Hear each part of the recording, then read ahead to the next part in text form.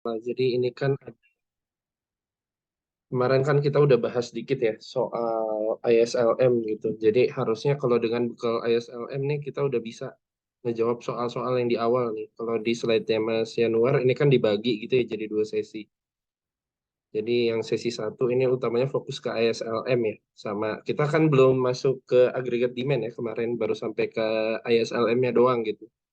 Jadi harusnya dengan bekal itu ini soal-soal ini yang soal 1 sampai soal 7. Sebenarnya soal 5 sama soal 6 ini relatif ini ya, simple. Eh, harusnya Mas Mbak juga udah tahu cara jawabnya ya. Tapi saya nggak biasa lihat sih soal di MPKP kayak begini dikasih tabel terus suruh ngitung gitu. Yang lebih umum itu yang kayak begini misal. Jadi misal Mas Mbak disuruh pakai framework ISLM untuk menganalisis satu kebijakan pemerintah gitu atau satu kejadian gitu. Ini yang lebih umum sih yang kayak begini. Atau yang perhitungan kayak begini ya, bukan yang dari table gitu. Tapi nggak apa-apa, nanti kita coba lihat aja. Oke, ini yang sesi 2 mungkin dia udah gabungan ya antara agregat supply sama agregat demand ya. Tapi karena kita baru bahas soal agregat demand, jadi kita coba jawab yang sesi 1 dulu gitu ya. Oke, sebentar.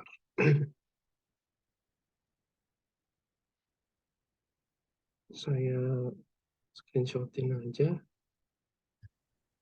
Sebentar. Sorry.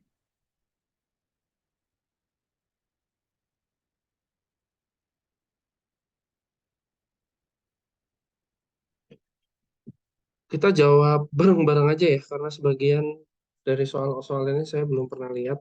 Tapi harusnya ini sih Mas Mbak bisa jawab ya, karena bekalnya kan udah pernah dikasih di kelas. Itu jadi soal 1 ini yang pertama kita diminta menyebutkan komponen PDB berdasarkan pendekatan pengeluaran atau expenditure gitu ya. Waktu itu kan kita udah bahas ya, apa aja. Masih ingat nggak? Y sama dengan C plus I plus G Oke, plus X. C plus I plus G plus Delta. X dikurang M gitu ya sebenarnya atau naik ekspor gitu ya jadi C-nya itu konsumsi. Karena konsumsi ini dia fokusnya ke pengeluaran masyarakat gitu ya,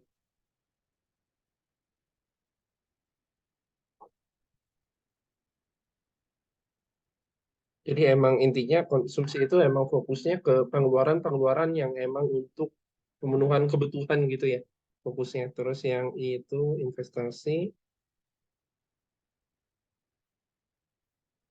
pengeluaran untuk, nah kalau yang ini pengeluaran untuk ini ya, belanja barang modal gitu ya.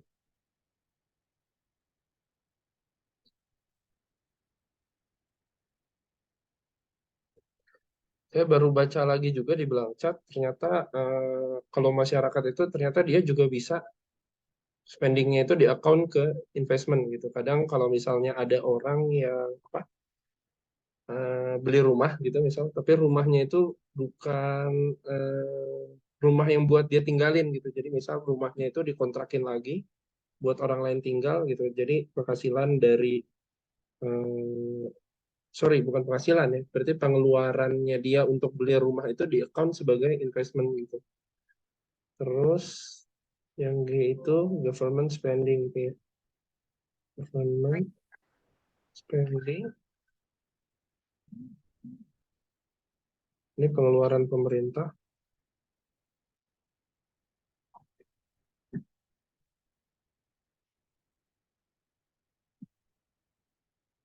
Yang tujuannya itu untuk ini ya. Kalau pemerintah kan concernnya lebih ke welfare gitu ya. Jadi pengeluaran pemerintah itu ya tujuannya lebih ke untuk nge-boost perekonomian gitu. Nah terus si X minus M. Nah ini biasanya lebih ke C, tapi dia ini ya, yang di demand sama perekonomian luar negeri gitu ya. Jadi ini ekspor. Ini kaitannya sama open economy gitu. Cuman kalau kita cuma ngomongin close economy aja, kita fokus ke yang 3 di atas aja gitu. Nanti yang open economy kita baru bahas habis UTS. Jadi X-nya itu ekspor, M-nya itu impor. Oke, nggak ada masalah sampai sini harusnya. Terus kita diminta yang B untuk tuliskan rumus PDB deflator ya.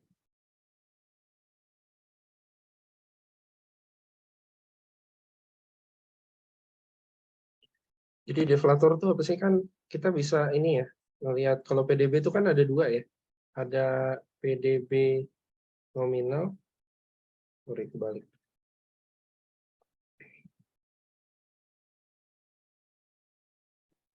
Sama PDB real ya.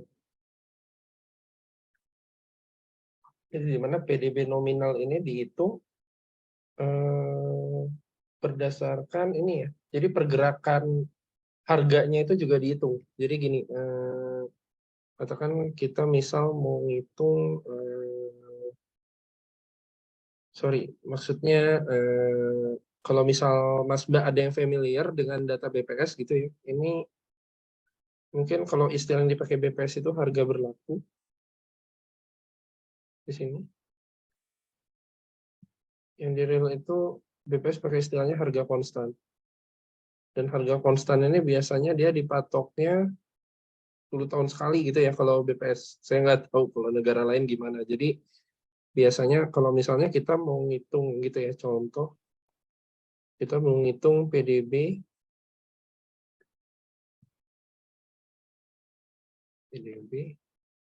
tahun 2017 gitu misalnya. Katakan kalau misalnya kita ngitung PDB nominalnya, ini akan dipatok di, kalau PDB nominal itu kita akan pakai harga 2017, ini jadi biar rapi dikit. Harga 2017 dikali sama kalau kita pakai pendekatan expenditure berarti key-nya itu expenditure gitu ya. Key-nya itu yang tahun 2017. Tapi kalau misalnya kita pakai yang real, ini dipatok di 2010 gitu misal.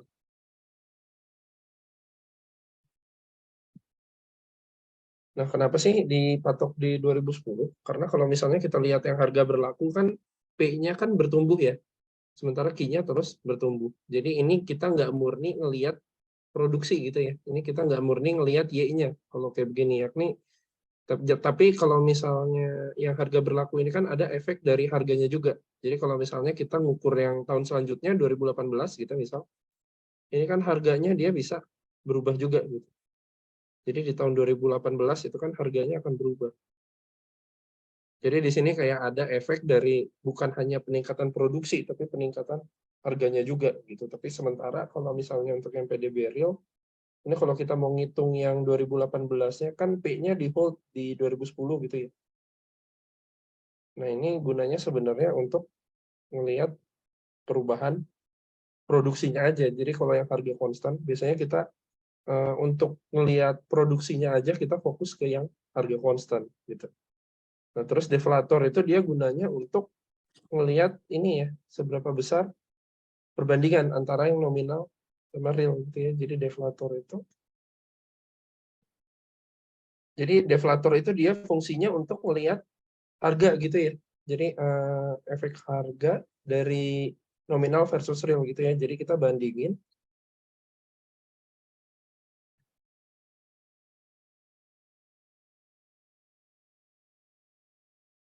antara nominal versus real. Terus biar formatnya dalam ratusan gitu bisa kita kali 100. Gitu. Jadi untuk melihat aja sebenarnya efek dari harganya itu berapa persen dari produksinya gitu ya. Efek yang murni produksi gitu. Itu kalau deflator. Terus, tapi kan ini kan sebenarnya satu cara untuk ngecek inflasi gitu ya. Mungkin udah dengar juga dari Pak Sugi gitu, kalau kita lihat deflator, itu kan kita bisa ngelihat inflasi gitu ya. Jadi kalau misalnya kita ukur deflator itu dalam satu poin waktu gitu ya, terus kita bandingin sama poin waktu yang lain gitu, atau biasanya setahun sebelum gitu ya, itu kan kita bisa lihat tingkat inflasi. Tapi kan ada cara lain ya sebenarnya yang lebih elaborate gitu untuk mengukur inflasi dibandingin dengan deflator. Itu kita bisa pakai yang namanya indeks harga konsumen gitu ya, atau CPI.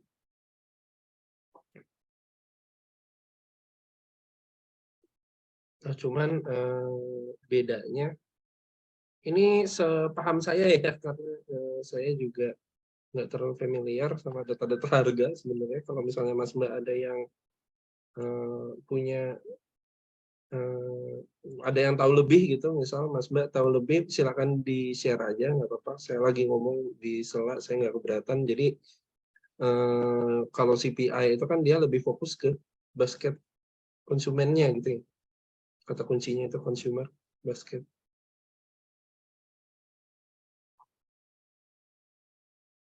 Jadi dia lebih fokus ke barang-barang apa aja yang dibeli sama si consumer, atau dia lebih fokus ke C-nya gitu ya. Sementara kalau PDB itu kan dia udah mencakup semuanya ya, C, I, G, sama net export. Ada yang mau ditanya dulu mungkin, atau ada yang mau ditambahin?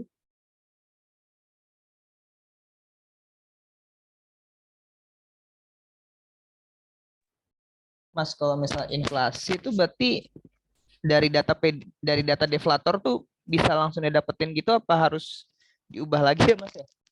Kalau inflasi itu kan berarti ini ya, kita lihat perubahan ya. Jadi kita kan lihat kayak growth, tapi lihat growth harganya gitu, benar nggak sih? Jadi kalau inflasi, kan kita lihat rumusnya kayak rumus growth aja. Berarti kalau rumus growth kan kita lihat level harga di satu titik, dikurang level harga kemarin, dibagi level harga kemarin gitu kan. Kalau dalam persen kita bisa kalian 100% gitu. Nah, P-nya ini kita bisa pakai deflator, bisa juga pakai CPI gitu. Kalau inflasi kan kita udah nggak ngomongin harga di satu titik, soalnya kita ngomongin perubahan harganya. Bener nggak?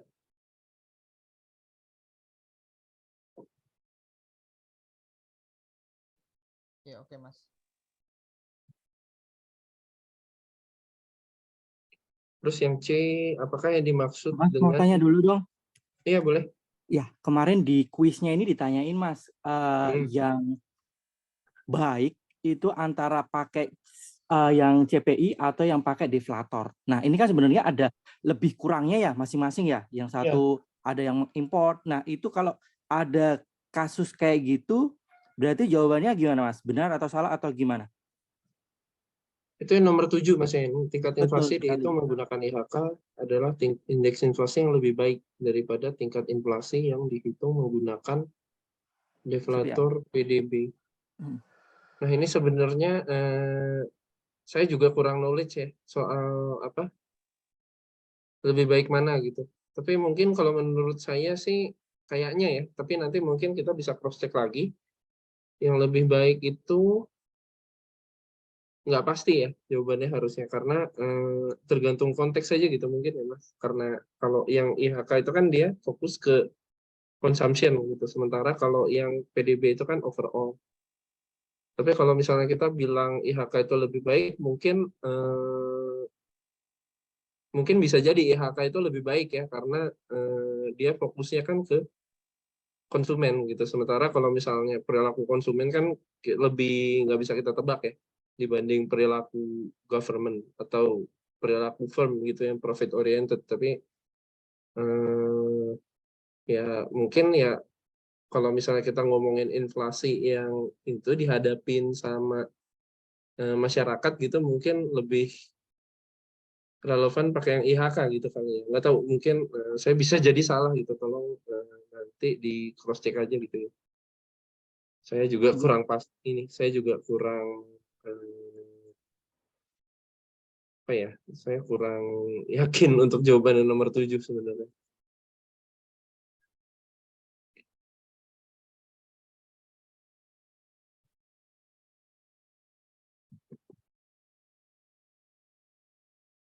Oke, kita lanjut dulu mungkin ya ke yang C. Yang C itu apa yang dimaksud dengan multiplier pengeluaran pemerintah? Waktu itu kita udah sempat bahas ya. Kalau kalau pemerintah ini apa? Pemerintah melakukan spending gitu ya atau pengeluaran gitu, kan dia ini ya dia nggak bisa ngasih dampak ke output perekonomian secara keseluruhan gitu. Jadi GDP-nya itu nggak naik cuman karena semerta-merta si G-nya naik aja, tapi juga karena ini ya ada si G-nya ini ngasih multiplier, jadi secara keseluruhan Y-nya itu juga naik dan bangkitannya itu bisa ke C, bisa ke I juga gitu dan lain sebagainya gitu ya. Terus di sini kita yang diminta itu ya, jadi multiplier pengeluaran pemerintah itu adalah ini ya efek pengganda gitu ya. Jadi multiplier itu terjemahannya aja sih sebenarnya. Kalau efek pengganda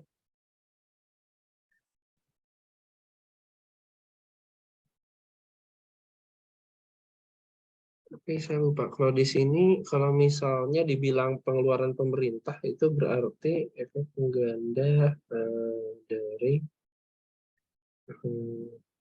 pengeluaran pemerintah atau G gitu ya. Jadi dia bisa menimbulkan bangkitan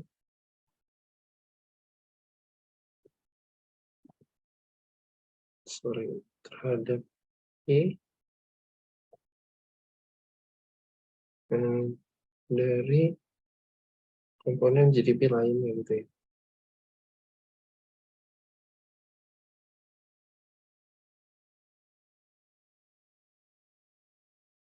Nah, terus yang D rumusnya ya yang diminta. Rumusnya multiplier pengeluaran pemerintah gitu. Jadi kalau misalnya kita diminta untuk lihat berapa banyak dampak dari pengeluaran pemerintah ke output gitu ya. Jadi saya biasa nulisnya gini gitu, atau saya rasa kalau misalnya Mas Mbak mau nulis multiplier aja juga nggak masalah gitu.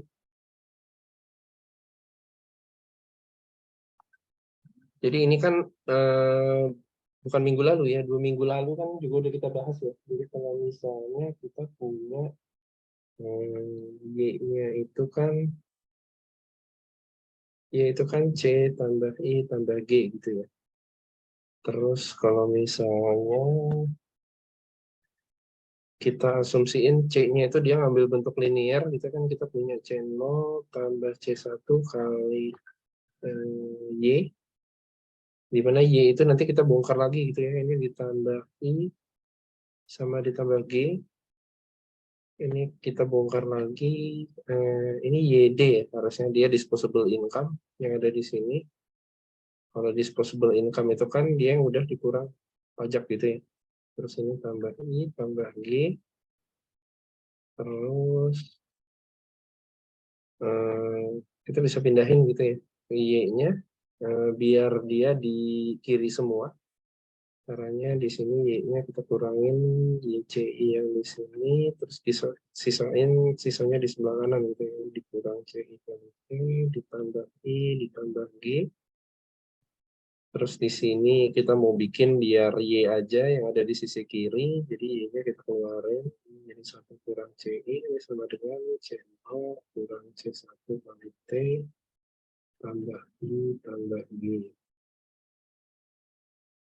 Terus Y-nya itu kan berarti kalau 1 min CI-nya pindah ke sisi kanan, dia kan jadi 1/1 min CI gitu ya. Ini dikaliin sama semua komponen yang ada di sisi kanan gitu. Jadi ini C0 kurang C1 kali T tambah I tambah G. Nah, ini kalau misalnya kita mau cari multiplier, jadi G itu berdampak berapa secara keseluruhan terhadap Y gitu. Kita bisa turunin Y-nya terhadap G gitu kan. Jadi di sini kita dapat 1/1 min C1. Kemarin kita udah bahas ya, C1 itu dia marginal propensity of consumption gitu ya.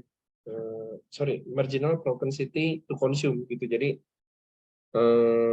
kalau misalnya kita dapat income gitu ya, di antara income yang kita dapat itu berapa persen yang akan dikonsum gitu ya. Jadi berapa fraction dari income yang akan dikonsum gitu. Dengan nilainya itu di antara 0 sampai 1. Bisa nggak sama sekali, tapi nggak mungkin ya nggak sama sekali, kalau nggak orangnya mati ntar. Jadi semua juga ini ya, semua juga nggak mungkin gitu. Kenapa semuanya juga nggak mungkin? Nanti di growth kita akan belajar lebih lanjut ya gitu. Karena kalau misalnya si orang konsumsi semua, si perekonomian konsumsi semua, dia nggak akan punya saving. Sementara saving itu kan investment. Investment itu kan yang menjamin konsumsi di periode berikutnya gitu. Jadi dia nggak mungkin full 1 juga. Jadi dia nilainya pasti di antara 0 sampai 1 gitu. Atau Mas Mbak juga bisa tulis sederhananya gini aja. Tapi sebenarnya penjelasannya nggak harus matematis segini, asal Mas Mbak bisa jelasin secara verbal. Menurut saya harusnya juga udah cukup gitu. Jadi multipliernya itu kan 1 dikurang 1/1 dikurang marginal propensity to consume gitu ya. Ya, saya rasa nanti kalau di ujian keluar, Mas Mbak perlu jelasin juga MPC itu apa gitu ya. Tadi udah saya jelasin juga. Terus, itu yang nomor 1 ya. Ada yang mau ditanya dulu nggak?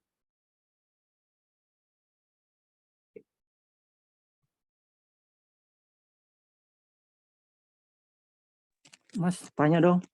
Boleh. Kenapa yang consumption itu dianggap sebagai linear relation ya? Enggak yang cukup C aja. Itu kalau diinterpretasikannya gimana sih, Mas? Kalau mau Sama aja digambar. sih sebenarnya. Tapi gini, kalau misalnya kita nggak asumsiin bentuknya linear, berarti kita nggak dapet ininya dong. Kita nggak Geometricnya itu ya, Mas? dapet, iya, kita nggak dapet MPC-nya gitu. Coba bentar. Kalau misalnya C doang gitu ya, terus C-nya kita turunin terhadap G gitu. Tapi sebenarnya gini, kita ngasumsiin bentuk linear ini kan kita cuma ngasumsiin bentuk yang paling sederhana aja gitu. Tapi kan sebenarnya bisa juga kayak apa ya? Bentuknya itu kalau bentuk non linear lebih susah lagi gitu ya. Mungkin kalau misalnya kita ngasumsiin bentuk hubungan antara pendapatan ke konsumsi itu eksponensial gitu. Jadi kalau misalnya pendapatan kita makin banyak, konsumsi kita makin banyak juga, tapi saya rasa enggak sih, enggak akan sampai eksponen ya, karena kita ngasumsiin bentuk linear itu kan juga karena yang dikonsumsi itu kan pasti fraction dari ininya kan, fraction dari apa yang kita dapat gitu. Jadi kita nggak mungkin, sederhananya nggak mungkin kita belanja lebih dari pendapatan kita gitu. Jadi pasti konsumsi kita tuh kita konsumsi sebagian dari pendapatan kita. Sementara kalau misalnya nanti kita asumsiin fungsinya nggak linear gitu ya, eksponen gitu misalnya, itu kan berarti bisa jadi kita belanja lebih banyak daripada penghasilan kita gitu ya. Jadi yang paling aman gitu kalau menurut saya asumsiin bentuk linear gitu ya, karena sesuai dengan kondisi nyata juga gitu, bahwa kita belanja pasti sama dengan maksimal atau di bawah pendapatan kita gitu ya. Gimana menurut Mas? Itu menurut saya sih. Ya, Mas. Makasih.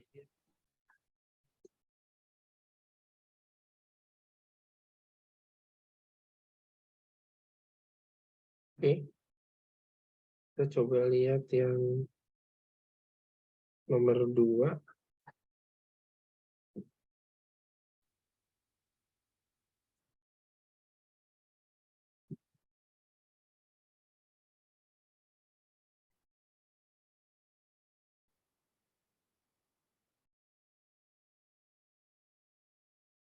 Oke, perangkat analisis ISLM dapat digunakan untuk melihat implikasi penerapan instrumen kebijakan makroekonomi terhadap besaran yang ingin dicapai. Serangkanlah pengaruh dari beberapa kebijakan seperti di bawah ini dengan menggunakan perangkat analisis tersebut. Oke, jadi yang pertama, kebijakan moneter yang bersifat ekspansif dengan menambah jumlah uang beredar. Kalau kayak begini kan ini ya, kita tunjukin dari LM-nya ya. Jadi kalau misalnya kemarin kan kita udah bahas juga ya.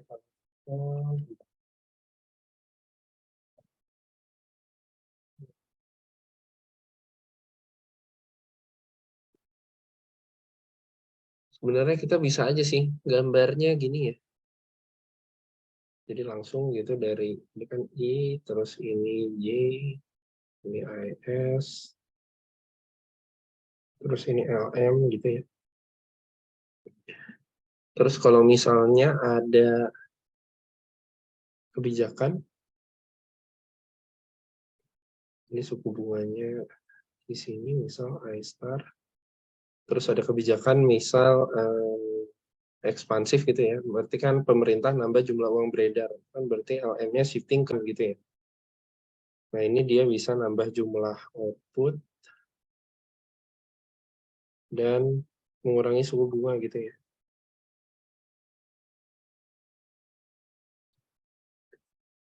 Sebenarnya bisa aja sih Mas Mbak cerita kayak begini gitu, cuman kalau mau lebih lengkapnya, kemarin kan kita udah lihat ya bahwa kita bisa tarik lebih jauh lagi itu ke kurva money demand sama money supply-nya gitu ya. Jadi kalau misalnya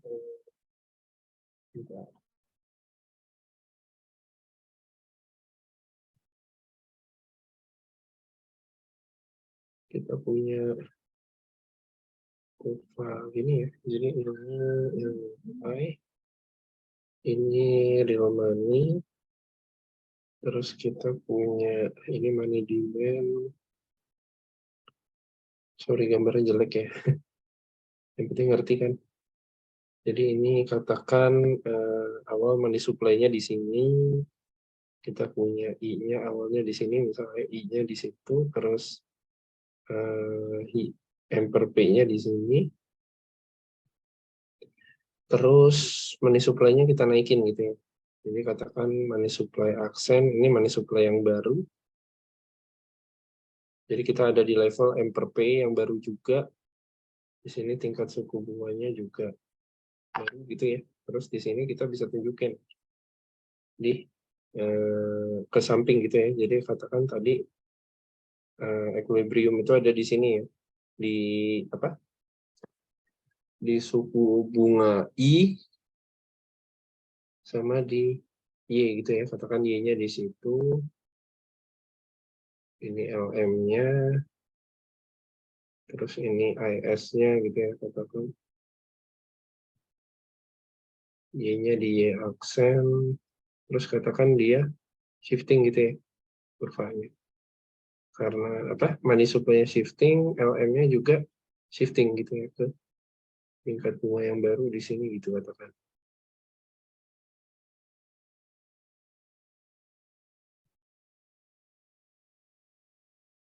Sorry, kebalik aksennya harusnya di sini.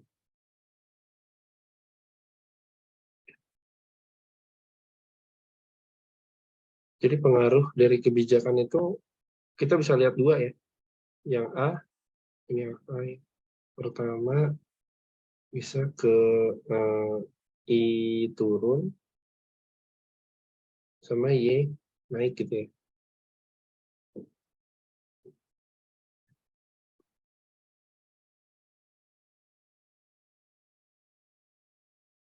Nah terus yang B, Mas, saya rasa maaf Mas, mau nanya dulu. Kalau boleh kurva LM itu boleh horizontal aja bisa nggak sih Mas? Atau ya. ketentuannya gimana sih Mas Ya ketika pakai horizontal? saya baru baca kemarin. di belakang chart. Kayaknya ini ya, kemarin ada yang nge-WhatsApp saya juga ngasih screenshot belakang chart dengan LM yang horizontal minggu lalu. Saya lupa siapa, mohon maaf. Jadi saya baru baca juga, jadi di belakang chat saya, tapi kayaknya belakang chat kita beda edisi, soalnya di belakang chat saya dia bilangnya kayak begini. Tapi intinya sama aja sih harusnya. Bentar, saya copy aja dari belakang chat yang saya. Itu harusnya ada di bab 5 di appendix, sama apa enggak, saya nggak tahu sama belakang chat yang ini. Jadi katanya central bank itu kan dia bisa ngontrol suku bunga ya. Cuman seberapa besar fleksibilitas si suku bunga itu terhadap respon dari peningkatan income masyarakat, itu dia bisa digambarin sama slope-nya si LM. Jadi slope-nya LM itu dia kan ngegambarin responsiveness si interest rate itu terhadap income. Nah, kalau interest rate-nya itu dibikin horizontal, itu kan berarti tergantung bank sentralnya atau negaranya gitu ya. Dia mau bikin interest rate-nya konstan apa enggak gitu. Jadi kalau misalnya dia bikin interest rate konstan, itu kan berarti ini ya, dia nggak pengaruh gitu.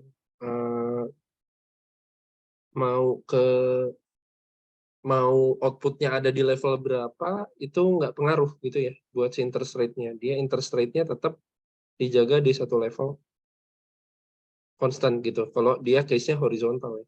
Tapi case ini, kalau nanti di open economy kita bakal lihat juga kalau misal memang ada beberapa negara yang punya kebijakan fixed exchange rate gitu ya. Jadi nanti kaitannya itu ke exchange rate. Jadi nanti di open economy kita bakal lihat gimana sih hubungan antara suku bunga dengan nilai tukar. Dan kalau misalnya satu negara itu mau menerapkan nilai tukar itu fix, jadi antara dia nilai tukarnya nggak berubah, atau nilai tukarnya di peg atau ditancepin gitu ya istilahnya ke negara, nilai tukar negara lain, itu kan dia berarti interest rate-nya juga harus konstan gitu. Biasanya keperluannya untuk itu gitu. Tapi itu tergantung case-nya gitu, tergantung case-nya. Jadi saya ngira ini kalau misalnya dia LM-nya positif, slope LM-nya positif maksudnya, itu mungkin dia kaitannya lebih ke itu, berarti negaranya dia menganut floating exchange rate gitu ya. Mungkin kalau misal ada Mas Mbak yang sering baca soal ekonomi internasional gitu ya, soalnya saya enggak.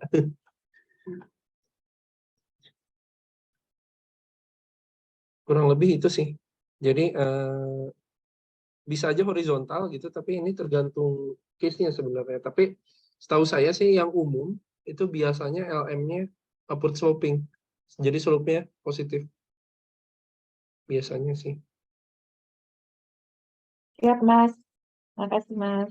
Coba dicek, Mbak, coba cek ke blank chart-nya. Saya nggak tahu. Kalau yang saya edisi 6, tapi kayaknya ini udah ketinggalan. Harusnya udah ada edisi 8 ya sekarang kalau nggak salah. Itu mungkin berubahnya lumayan jauh, 2 edisi. Dan itu di akhir bab 5 itu ada appendix. Appendix-nya itu tentang itu. Jadi slope-nya si LM itu bisa jadi tergantung kebijakan negaranya.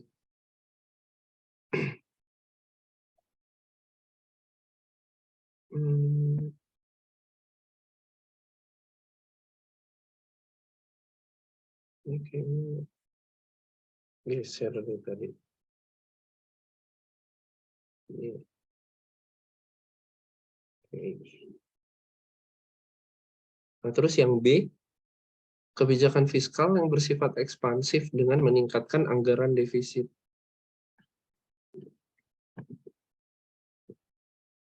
Dengan meningkatin budget defisit ya. Kalau budget defisit itu kan berarti dia lebih banyak belanjanya ya daripada pemasukannya. Berarti G-nya lebih besar daripada T-nya gitu ya. Jadi dia ningkatin belanja gitu ya. intinya. Kalau dia ningkatin belanja kan kita bisa lihat dari ininya ya apa kurva apa demand-nya gitu. Dari kurva demand-nya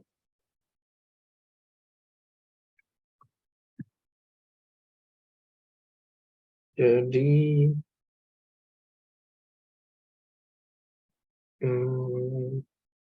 peningkatan belanja gitu ya. Kita bisa lihat dulu dari kemarin kita punya yang namanya Keynesian Cross.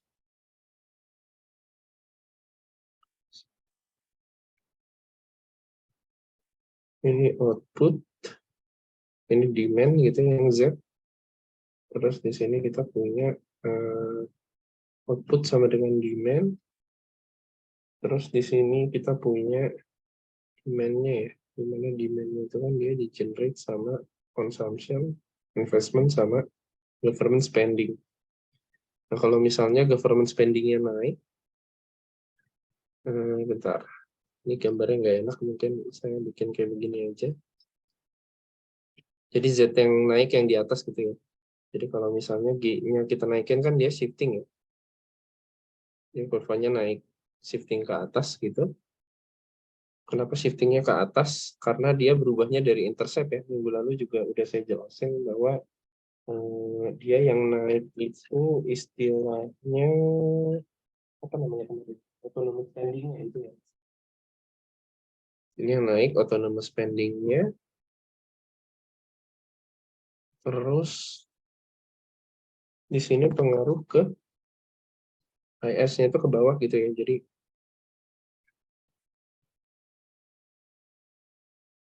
di sini tadinya kita punya Y-nya di sini. Terus setelah peningkatan G kita punya Y-nya di sini. Misal ya. Terus katakan tadi kita punya IS-nya itu di sini gitu misalnya. Ini kan I gitu ya. Ini I sama Y. Sekarang IS-nya jadi shift ke sini gitu katakan.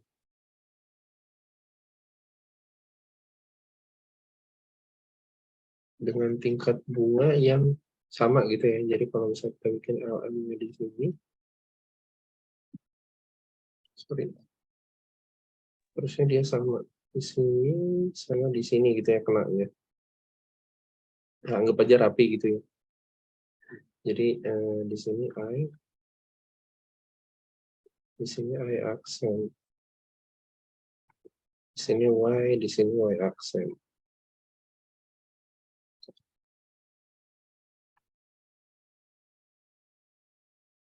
Dia suku bunga naik.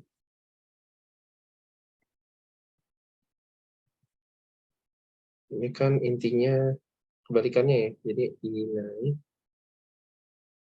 Y naik gitu ya. Nggak kebalikannya juga sih. Jadi dia naikin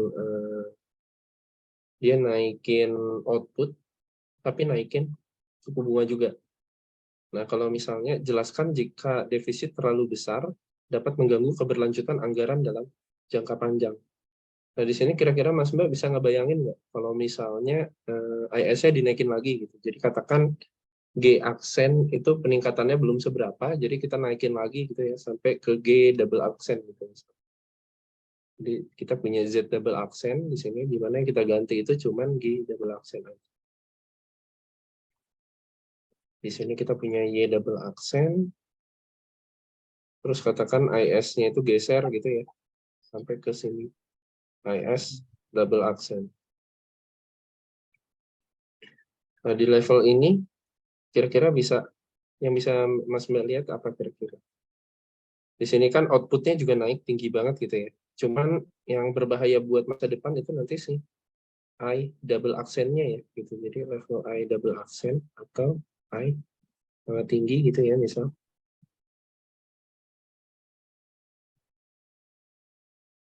Itu pengaruhnya apa sih kira-kira ke Y di masa depan? Itu bisa berpengaruh utamanya ke ini ya apa? dia bisa ini ya, ada dua efek ya, bisa ke IS sama bisa ke LM-nya juga. Kalau ke IS dia akan di jangka panjang dia akan ngurangin output, dia turun karena I tinggi. Kalau dari IS mekanismenya jelas ya. Jadi IS-nya itu dia lewat I ya, karena I itu adalah fungsi. I yang investment ya, maksudnya bukan I yang suku bunga. Soalnya kan investment itu dia fungsi dari output atau sales-nya si firm gitu ya, sama si interest rate. Jadi asumsinya, ini minggu lalu udah saya jelasin juga ya harusnya.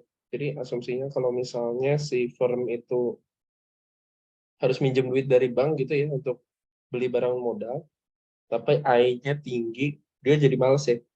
Dia jadi males minjem ke bank untuk beli barang modal. Jadi selanjutnya apa ya udah karena dia sales apa? Dia nggak punya barang modalnya turun gitu ya. Dia capital stock-nya turun, jadi I-nya turun juga gitu ya. Itu untuk yang I-nya gitu ya.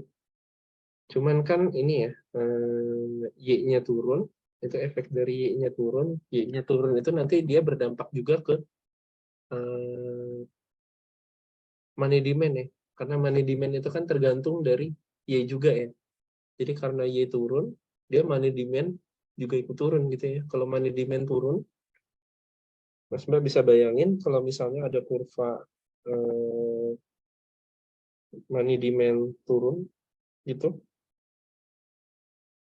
Tapi harusnya kalau money demand turun, dia akan ini ya, di jangka panjang sebenarnya ada satu masa di mana Y-nya itu turun, tapi nanti karena Y-nya turun, money demand-nya turun, jadi lewat mekanisme money demand itu I-nya dia bakal turun lagi gitu.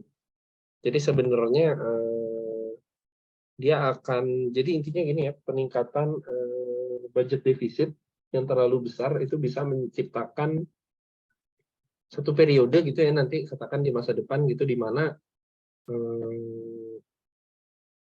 itu suku bunga itu sangat tinggi. Nah karena suku bunga sangat tinggi itu outputnya jadi turun gitu ya kurang lebih. Tapi yang itu akan dilakukan dengan itu sih. Jadi ya turun, mana demand turun, ya suku bunganya turun lagi. Makanya ini ya, ini kelihatannya kayak seperti sebuah cycle gitu ya. Jadi I-nya naik, terus karena ada money demand-nya turun, jadi I-nya nanti akan turun lagi gitu dan seterusnya gitu ya.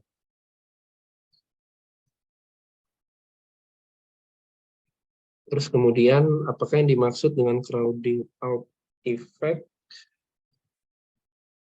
Tadi saya baca juga di Blanchard.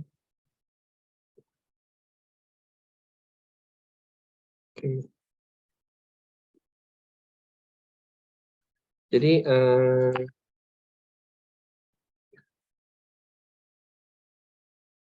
gimana ya? Saya kopiin aja mungkin dari Blanchard ya. Atau saya coba jelasin aja. Jadi intinya ada dua efek gitu ya. Blanchard ngejelasin ada dua efek. Ada crowding out sama crowding in gitu ya.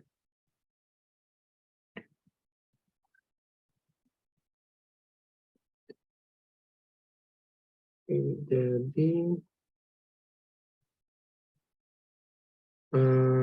crowding out itu adalah ketika investment turun karena defisit naik. Gitu. Jadi kan tadi kita bisa lihat kalau ini hubungannya kan ke investment ya. Kalau defisit naik atau government spending naik, terus suku bunga naik, tapi justru ini ya investmentnya malah jadi naik gitu ya. Kalau misalnya, kebalik. Maksudnya investmentnya turun gitu ya. Jadi I turun,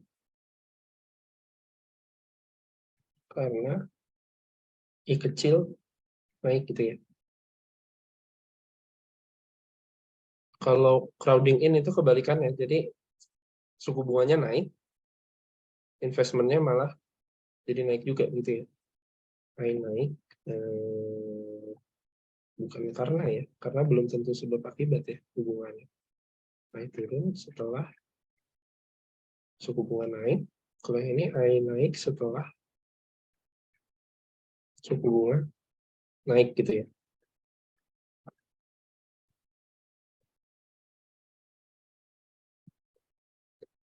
Nah, kenapa bisa kayak begini? Ini kan kita kemarin udah lihat ya bahwa nilai investment itu kan tergantung nggak cuma dari interest rate ya, tapi dari output juga gitu. Jadi kalau misalnya outputnya naik, jadi kalau misalnya defisit anggaran itu kan dia efeknya nggak cuma ke I, dia juga naikin output gitu. Jadi efek antara Y dan I ini dia tarik-tarikan. Gitu. Jadi kalau dalam kasus di mana efek dari Y-nya itu lebih kuat, dia crowding in gitu ya. Tapi crowding out itu berarti efeknya dia terjadi crowding out itu kalau efek dari interest rate-nya itu lebih kuat ya daripada efek dari income-nya gitu. Jadi efeknya tarik-tarikan gitu ya antara Y sama si Y kecil gitu. Kurang lebih gitu sih. Ada yang mau Tanda ditanya? untuk yang crowding in itu inai setelah inai atau istri mas? Nah, I naik setelah I naik gitu ya. Jadi ini berarti agak ini ya, mungkin rada misleading ya kalau misalnya saya tulis segini. Jadi kalau yang crowding out nggak masalah kan ya, itu kan bisa dipahami ya gitu. Tapi kan gini, intinya yang menyebabkan suatu nilai investment dari satu perekonomian itu kan ada dua faktor. Ada faktor output sama faktor interest rate gitu. Jadi kalau misalnya si government dia naikin defisitnya tinggi banget gitu ya, kayak tadi IS double accent gitu misal. Di sini kan dia outputnya jadi Y double accent. Outputnya jadi tinggi banget gitu misal. Outputnya jadi tinggi banget. Ini kan di sini outputnya naik gitu. Di mana output naik ini juga ada efek gitu ya. Output yang tinggi banget ini dia juga menyebabkan investment di masa depan gitu juga akan naik gitu. Jadi ini kan efeknya positif gitu. Jadi Y yang besar ini juga akan menyebabkan investment juga bakal naik. Cuman kan kalau efek dari defisit itu kan nggak cuman Y doang. Efeknya ada juga I gitu ya. I-nya juga, Y-nya jadi tinggi banget, I-nya juga tinggi banget. Nah, tapi kan kalau misalnya efek dari suku bunga ke investment itu kan berlawanan dengan efek dari si Y-nya gitu. Jadi kalau misalnya si suku bunga naik tinggi banget, si firm dia tambah males gitu ya untuk minjem duit dari bank untuk beli barang modal. Jadinya efeknya justru dia malah nurunin investment gitu ya. Nah, terus efek antara dua ini kita nggak bisa bilang secara pasti gitu ya di dalam satu perekonomian gitu. Jadi kita nggak bisa bilang efek dari defisit anggaran untuk satu perekonomian itu secara pasti gitu. Itu tergantung kondisi perekonomiannya gitu ya. Tergantung efek dari mana yang lebih besar gitu ya. Kalau misalnya efek dari I-nya yang lebih besar, itu dia crowding out berarti. Jadi mungkin sebenarnya nggak salah juga kalau saya tulis kayak begini, cuman jadinya agak misleading. Jadi mungkin saya tambahin keterangan aja karena efek dari Y itu lebih besar daripada efek dari suku bunga gitu ya. Sementara kalau yang crowding out berarti dia case-nya efek dari I itu lebih besar daripada efek dari Y. Bayang nggak kira-kira maksudnya?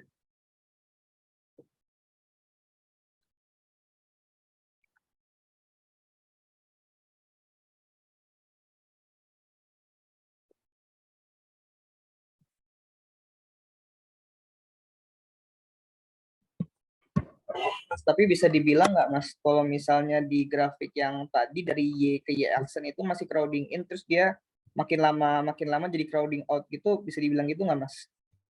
Dari Y ke Y aksen itu crowding in.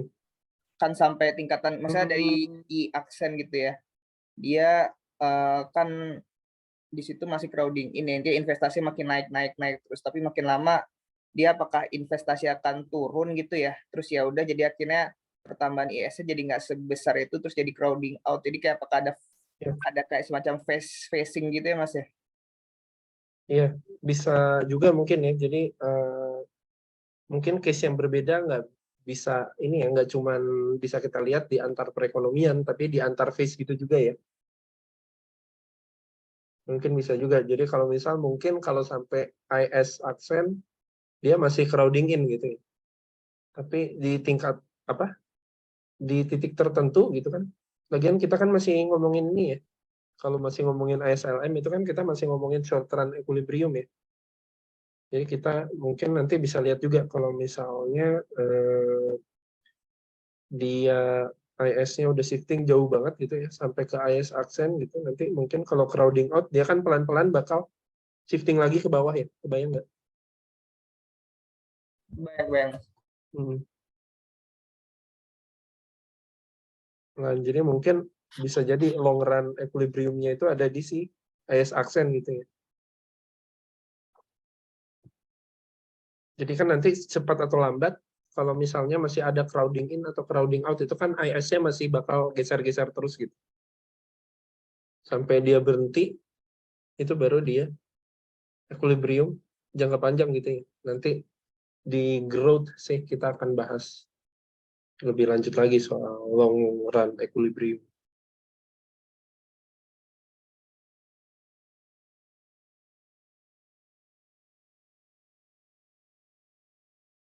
Untuk yang nomor 2, ada lagi yang mau ditanya? Ya. Mau tanya dong, yang untuk crowding out ini berpengaruh juga sama pengeluaran pemerintah nggak sih? Sama crowding in ini. Terus kalau umpamanya ketika mengalami crowding out ini, kebijakannya memang cuma bisa dilakukan dengan kebijakan moneter yang ekspansif aja ya Mas ya, kalau untuk menanggulanginya? Atau ada kebijakan lain yang bisa dilakukan pemerintah? Kalau pemerintah, kalau misal yang bikin masalah di crowding out itu kan karena I-nya ketinggian ya. Bener nggak? Ini nggak pengaruh jadi pengeluaran pemerintah naik ya? Nggak ya? Kalau pengeluaran pemerintah kan dia eksogen, Mas. Jadi lihat kenapa kita asumsiin selama ini, kenapa kita asumsiin G itu eksogen, itu karena kalau misalnya, karena dia itu harus fleksibel gitu. Jadi pemerintah itu dia ngelihat kondisi sekarang gimana, terus dia merespon gitu. Entah dia nambah defisit atau ngurangin defisit gitu ya. Atau mainin money supply-nya itu kan bisa juga. Gitu. Tapi kalau kayak begini solusinya berarti dia contractionary ya di fiskalnya. Tapi ini ya, konsekuensinya kalau contractionary di fiskal kan berarti outputnya turun.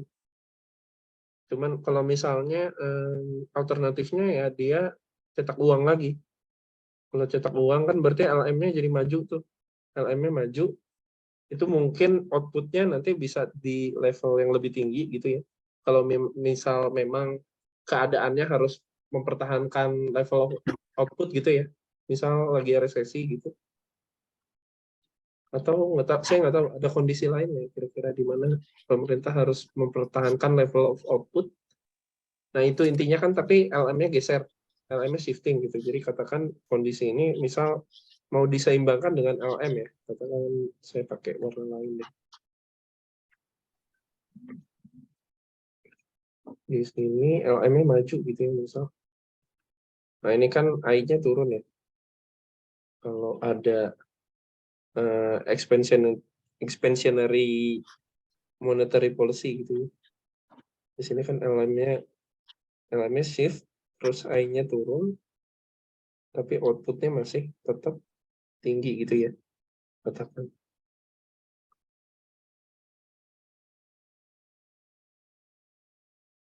Jadi tapi kurang lebih gitu sih Mas, intinya dia nggak berpengaruh terhadap kebijakan pemerintah. Berarti kalau lagi mengalami crowding out ini lebih baik ngambil kebijakannya yang fiskal kontraktif ya Mas ya, bukan yang moneter ekspansif ya? Bisa dua-duanya, tapi itu tergantung ya, balik lagi itu tergantung. Kalau misalnya dalam keadaan kita bisa ngurangin tingkat output, itu mungkin fiskal kontraktif itu lebih baik. Saya bukan praktisi sih, jadi saya nggak ngebayang kondisi-kondisi apa yang membuat kita harus ngurangin tingkat output. Tapi jelas kalau misalnya untuk negara-negara berkembang gitu ya, kayaknya less likely gitu ya pemerintahnya mau contractionary fiskal gitu. Mungkin lebih ke nyeimbanginnya pakai yang moneter. Tapi balik lagi sih, nanti kita belajar lagi di open economy bahwa kalau misalnya negaranya itu dia menganut fixed exchange rate, I-nya itu nggak bisa diubah-ubah. Jadi gimana sih cara satu negara itu membuat suku bunga itu konstan? Nah, dia pakai instrumen moneter. Jadi nanti kelemahannya si negara yang pakai fixed exchange rate itu adalah dia nggak bisa bebas mainin kebijakan moneternya. Jadi kebijakan moneternya itu dipakai untuk menstabilkan suku bunga gitu ya. Jadi suku bunganya tetap konstan gitu. Itu dari yang saya baca aja sih. Ya Mas, makasih. Saya bukan praktisi, jadi nggak bisa bicara banyak banget. Jadi saya lebih appreciate kalau misalnya Mas Mbak ada yang di kantornya berhubungan langsung gitu, lalu lebih punya banyak pengalaman gitu, jadi saya bisa belajar juga.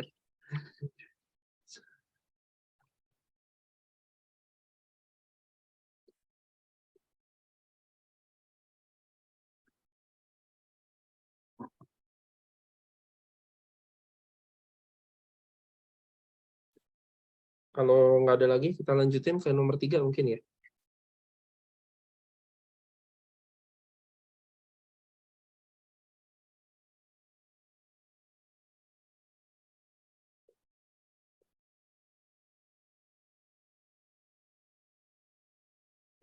Oke, ini lebih ke hitungan ya. Dan saya rasa ini aljabar biasa sih, jadi harusnya nggak terlalu bikin pusing. Jadi harusnya kita coba aja ya, tapi ya. Jadi misalnya kita punya, katakan kita punya perekonomian kayak begini, ini komponen IS, komponen IS-nya, terus ini komponen LM-nya, terus kita diminta untuk pakai framework ISLM untuk menentukan keseimbangan jangka pendek dari suku bunga dan output pada negara tersebut. Jadi kita mau cari output di level keseimbangan sama I di level keseimbangan dengan kondisi ini ya, jadi IS sama dengan LM gitu ya.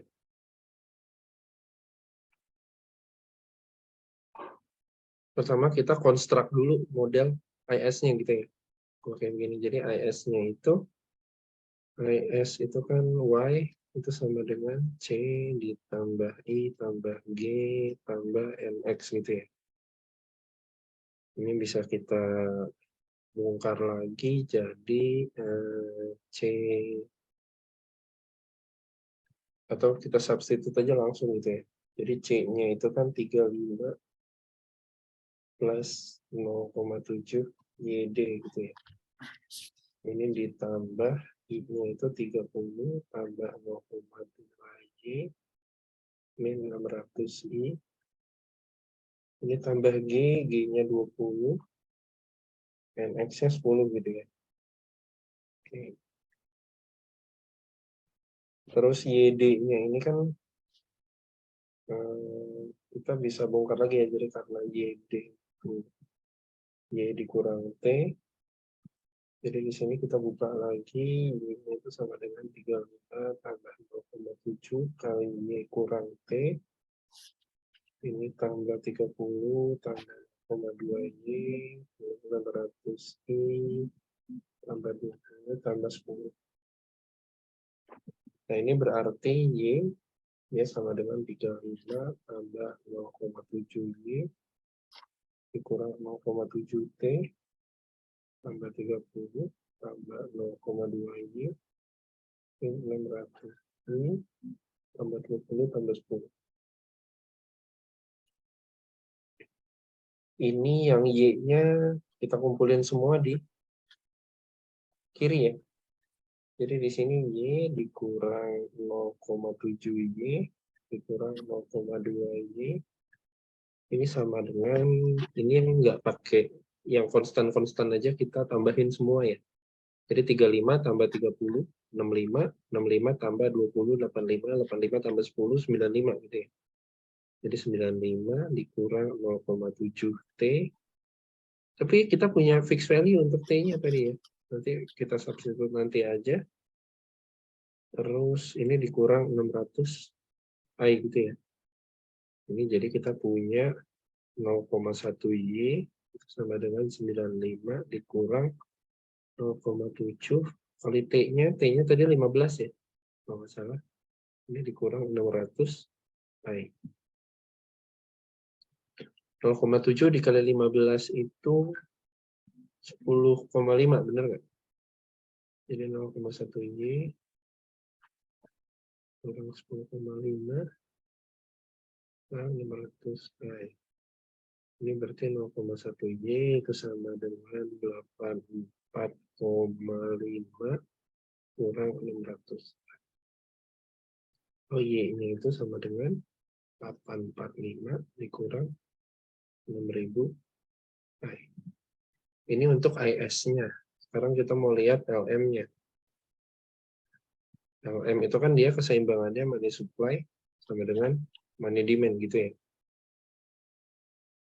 Money demand-nya 2Y min 5.000 I.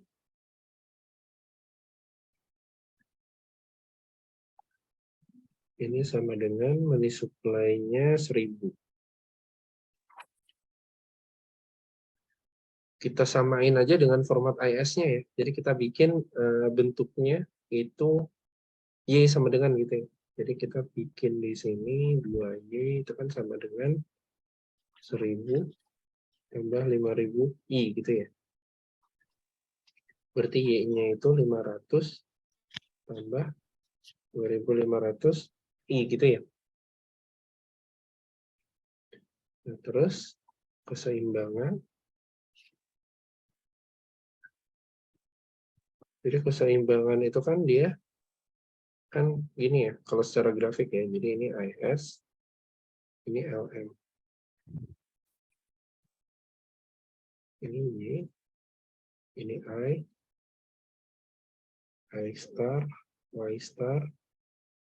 Jadi di sini di sekian banyak kemungkinan kombinasi I dan Y, kita harus cari level of Y di IS yang sama dengan level of Y di LM gitu ya. Jadi YIS itu harus sama dengan YLM gitu ya. Jadi di sini kita bisa tulis Y yang IS-nya itu 845 minus berapa tadi? 6.000 ya. 6.000 I itu sama dengan Y-nya sih LM 500 tambah 2.500. Ini kita bisa rearrange jadi 8.500 I itu sama dengan 345 gitu ya, benar nggak? Coba. Berarti I-nya 345 dibagi 8.500. Ini berapa? Coba. 345 dibagi 8.500. 0,04 Pak. Ya, 0,04.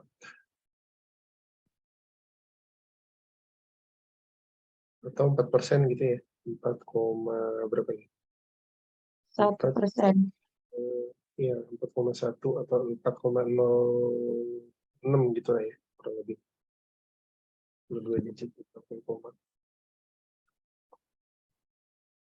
Ini I star-nya ya. Terus dari I star-nya kita bisa dapat Y keseimbangan gitu ya. Jadi kan kita udah nyari I star nih.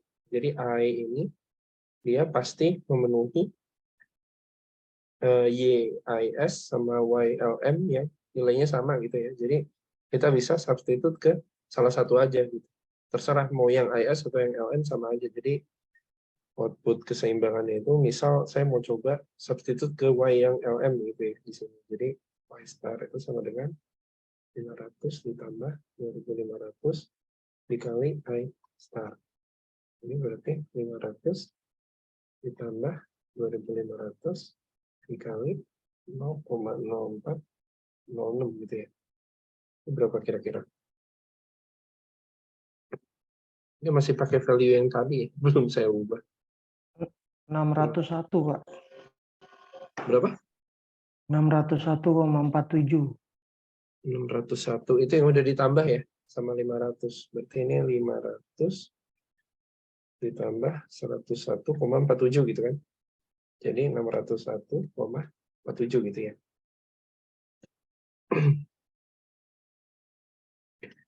Oke, terus yang B, hitunglah multiplier effect dari model di atas. Oke, jadi multiplier effect itu kita bisa lihat dari ininya ya. Sebenarnya multiplier kalau nggak di-specify itu bisa macam-macam ya. Karena teks itu ada juga multipliernya. Jadi kalau tapi efeknya negatif ya, sebaliknya gitu. Jadi kalau misalnya pemerintah nambahin teks, itu pengaruhnya ke output itu bakal negatif berapa gitu ya. Cuman karena di sini nggak di-specify, mungkin kita asumsiin aja. Berarti multipliernya itu multiplier dari G gitu ya. Multiplier dari G. Jadi kita bisa tulis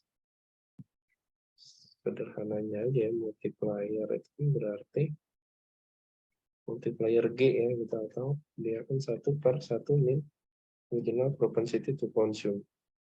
Sementara tadi dia persamaan itunya kan C-nya ya, jadi MPC itu kan DC per DY gitu ya. Jadi C, karena C-nya itu tadi 35 ditambah 0,7 YD, ini YD ya. Ini jadi 0,7 gitu ya, MPC-nya. Jadi MPC itu ini ya, jadi kalau misalnya YD-nya, mungkin karena udah dapet di pembekalan kemarin, jadi harusnya Mas udah familiar ya dengan term ini turunan gitu. Jadi kalau misalnya YD-nya naik 1, C-nya bakal naik berapa gitu ya. Jadi MPC itu jadi perubahan C itu C akan berubah berapa banyak kalau YD kita ubah gitu ya. Ini tuh artinya. Jadi MPC-nya 0,7, terus ya udah kita substitute aja ke multipliernya. Jadi multipliernya itu berarti 1/1 min 0,7 atau 1/0,3 gitu ya, atau 10/3 gitu ya berarti, atau ya 3,333.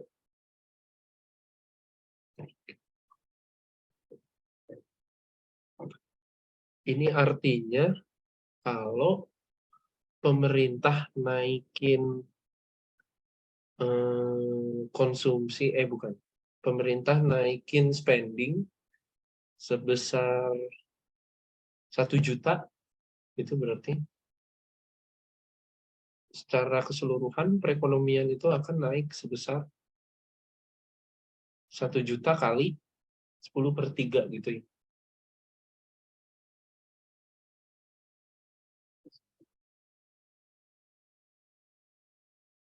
Itu untuk yang multiplier. Terus tunjukkan secara grafik pengaruh kebijakan fiskal. Ini berarti kayaknya udah ini. Atau kita juga bisa bikin ini sih sebenarnya, bikin grafnya dari IS. Kita udah punya IS-nya.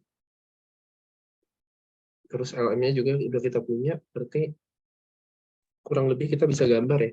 Secara grafikalnya gimana. Jadi secara grafikalnya itu jadi kita punya YIS yaitu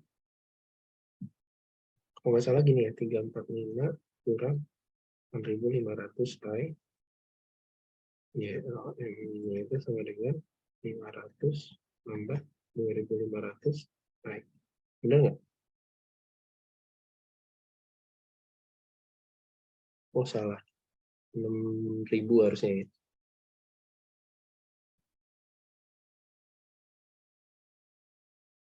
845.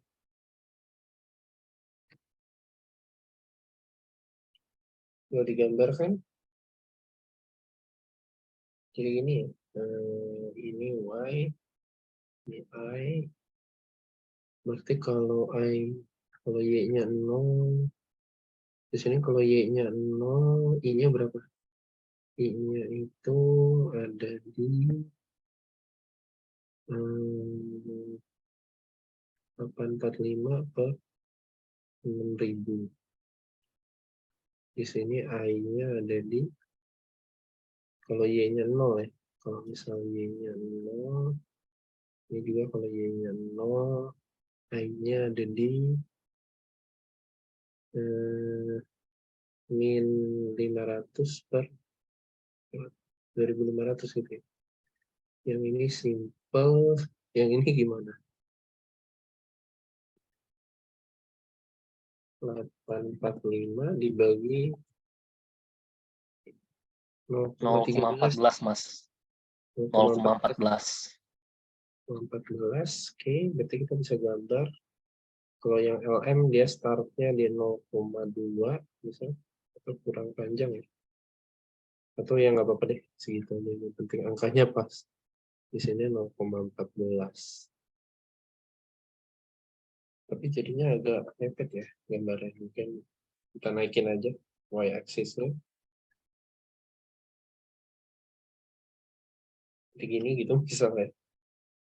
Jadi di sini 0,14, ini min 0,2, yang ini naik, ini LM. Ntar mereka ketemu Y-nya itu di mana kurang lebih ya. Y-nya itu di 600,47. Jadi katakan mereka ketemunya di sini gitu ya. Nah, jadi ini 601,47. I-nya mereka ketemu di mana tadi? 0,04 ya. Terus yang ditanya pengaruh kebijakan fiskal mengenai peningkatan defisit anggaran dan kebijakan moneter. Kalau ini kan berarti IS shift-nya kemana? Shift kanan ya. Kalau kebijakan moneter melalui penurunan suku bunga itu kan berarti ini ya. Kalau misalnya kita punya M per P sama I, ini kan money demand, ini money supply. Kalau menurunin suku bunga berarti expansionary ya. Dia geser ke sini gitu kan.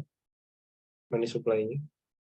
Berarti ini IS-nya dia bakal gimana kira-kira? Shift ke kiri ya? Sorry. Dia bakal shift kanan ya IS-nya. Jadi LM-nya shift kanan juga.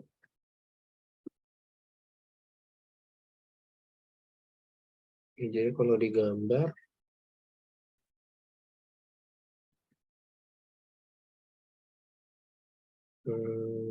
Sorry, kalau LM-nya kan shift-nya gini. Nah, aja gitu ya. LM, terus IS-nya juga shift kanan gini ya.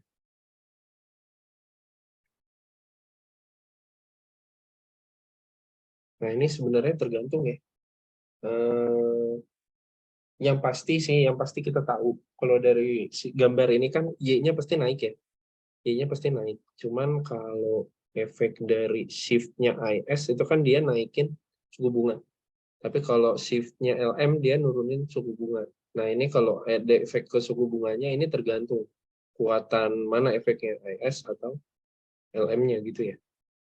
Dan tergantung ini juga penambahan dan efek itu tergantung sama ini ya, apa penambahan defisitnya gimana, itu kan nentuin seberapa jauh nanti si IS-nya itu geser.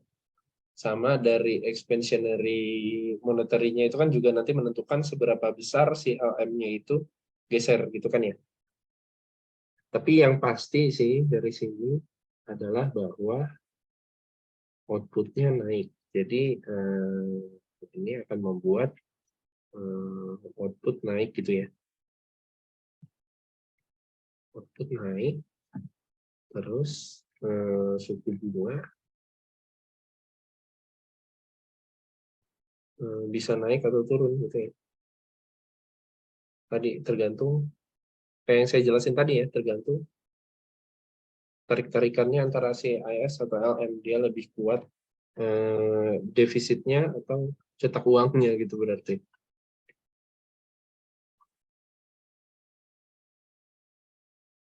Untuk yang nomor 3, ada yang mau ditanya dulu?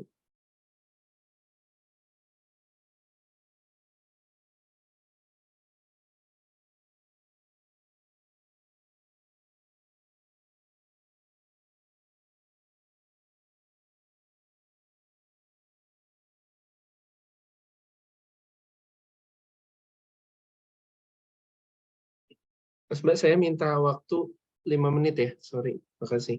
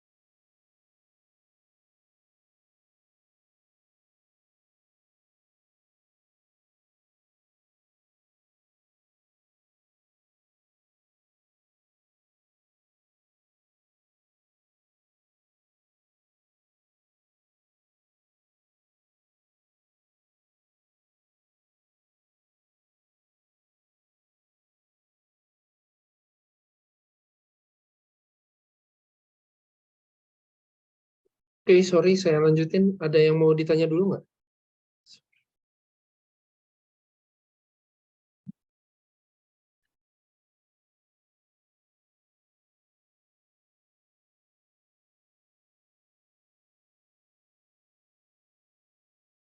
Oke, kalau nggak ada, kita lihat yang nomor 4.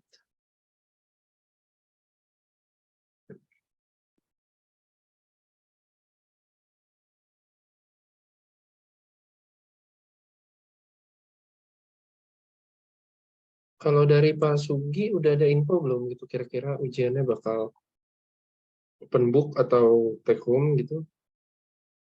Karena pernah beberapa kali waktu itu ujiannya take home, terus soalnya itu lebih ke yang Mas Mbak disuruh cari data, terus ada beberapa hal yang kira-kira harus dari data itu kira-kira Mas Mbak jelasin pakai framework ISLM gitu. Kira-kira perubahan ISLM dan ini ya ADAS. Jadi dari data itu kira-kira Mas Mbak nanti akan disuruh ngejelasin pakai framework ISLM atau ADAS. Tapi kalau ujiannya modelnya kayak gitu biasanya take home sih, dan itu waktunya 3 harian gitu kalau nggak salah, atau semingguan gitu, saya agak lupa. Tapi kalau misalnya dari Mas Hugi belum pasti sih, mungkin Mas Mbak siapin aja untuk segala kemungkinan gitu ya. Jadi bisa jadi ujian di kelas, kalau ujian di kelas itu soal-soalnya yang kayak kita bahas hari ini gitu berarti. Oke, kita lihat yang nomor 4. Jadi gunakan model ISLM untuk menganalisis dampak dari berbagai shock dalam perekonomian Indonesia di bawah ini. Untuk setiap shock, gunakan diagram ISLM, dampak shock tersebut terhadap output, terhadap Y gitu ya, terhadap R atau I gitu ya, tingkat bunga, dan jelaskan pengaruhnya terhadap konsumsi masyarakat, C dan I investasi gitu ya. Oke. Oke, jadi yang pertama, pemerintah Indonesia memutuskan untuk mensubsidi pembayaran uang muka pembelian rumah bagi 4 juta PNS yang jumlahnya adalah 30% dari nilai rumah yang dibeli gitu ya. Jadi kalau misalnya yang perlu saya highlight gitu ya terkait dengan perhitungan PDB gitu. Kalau misalnya pemerintah ngeluarin subsidi, itu kira-kira dihitungnya ke C atau ke G. Ini masih kadang beberapa orang masih keliru di sini gitu ya. Jadi makanya kalau di UI itu sebenarnya kalau misalnya dari anak-anak S1 di pengantar ekonomi, mereka udah ini ya, soal ujian anak-anak S1 di makronya itu lebih ke mereka harus sudah bisa ngebedain komponen-komponen. Jadi kalau misalnya ada spending sesuatu gitu, nah itu masuknya ke komponen GDP yang mana gitu ya. Jadi kalau misalnya ya, tapi intinya dasarnya gini, yang perlu ditekankan itu adalah mungkin lebih ke ini ya, apa,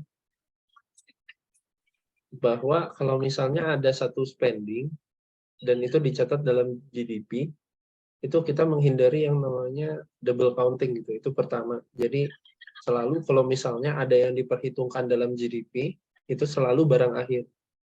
Jadi kalau misalnya katakan kita bikin meja gitu ya, kita bikin meja dari kayu, terus kayu itu dari pohon, maka yang kita hitung itu adalah value mejanya aja gitu. Jadi value terakhir gitu, mejanya aja. Sementara pohonnya yang kita produksi, katakan perekonomian kita juga produksi pohon, perekonomian kita produksi kayu juga, tapi ketika ketika kayu itu udah jadi meja, value-nya si kayu sama value-nya si pohon itu udah nggak dihitung lagi dalam GDP. Itu satu. Terus kedua, hal yang diperhitungkan dalam GDP itu hanya belanja barang dan jasa aja. Jadi kalau misalnya pemerintah keluar uang, cash gitu, misal cash transfer, itu nggak diperhitungkan dalam GDP. Karena intinya itu, kita menghindari tadi double counting ya. Jadi kayak kalau misalnya pemerintah ngeluarin BLT gitu ya, misal buat masyarakat miskin, terus si BLT ini dipakai buat beli beras, beli minyak, beli sembako lah gitu intinya. Itu kan berarti dihitungnya 2 kali ya. Jadi pengeluaran pemerintah sembakonya itu kita hitung, terus pas si masyarakatnya belanja beli beras itu dihitung lagi, itu double counting. Jadi intinya kita menghindari double counting itu. Jadi kalau misalnya ada case kayak subsidi atau kayak case transfer gitu ya, kebijakan-kebijakan yang kayak begitu, itu hanya dihitung di produk akhirnya aja gitu. Jadi misal si cash transfer itu ujungnya jadi beras gitu ya. Jadi masyarakat jadi bisa beli beras karena si cash transfer itu berarti yang diperhitungkan dalam GDP itu hanya si berasnya aja gitu ya. Misal. Oke. Terus Berarti kalau dalam case ini ya, kira-kira kan pemerintah nih ngeluarin duit ya untuk DP rumah gitu, buat PNS gitu misal. Nah, kalau misalnya pemerintah DP rumah itu nanti kira-kira bukan pemerintah DP rumah ya, sorry, maksudnya pemerintah ngeluarin uang untuk subsidi DP rumah gitu. Nah, kira-kira ini masuknya kemana? Ke komponen apa gitu kira-kira?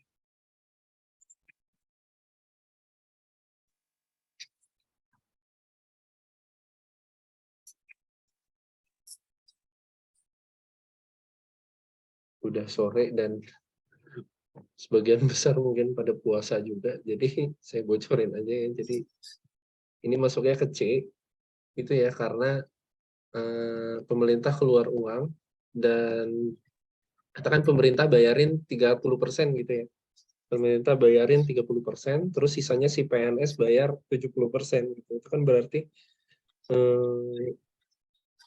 jadi pengeluaran pemerintah itu dia masuknya ke C gitu ya. Jadi 100% pembayaran untuk rumah itu dia masuknya ke C gitu. Jadi kalau misalnya kayak begini kira-kira gimana? Kalau secara grafikal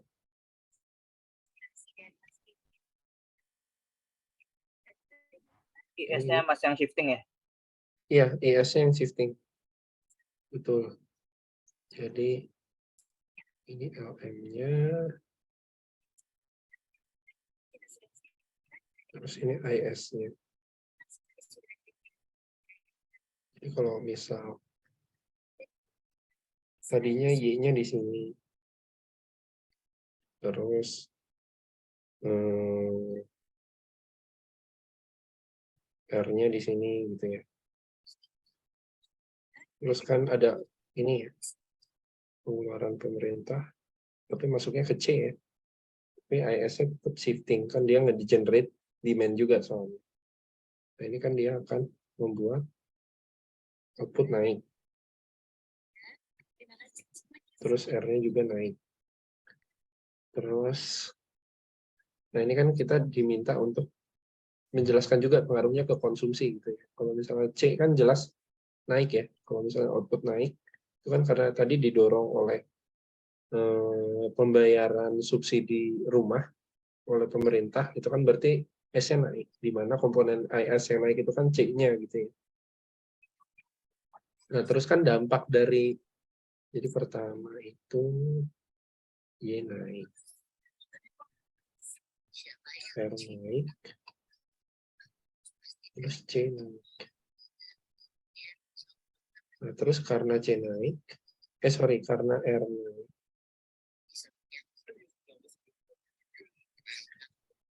karena R naik, itu kan pengaruhnya ke investment juga, I bakal turun gitu ya.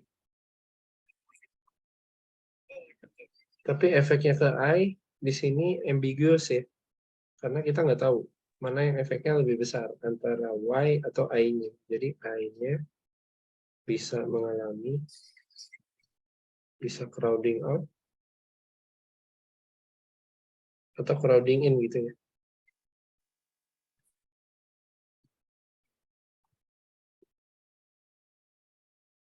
Tergantung ini ya, tergantung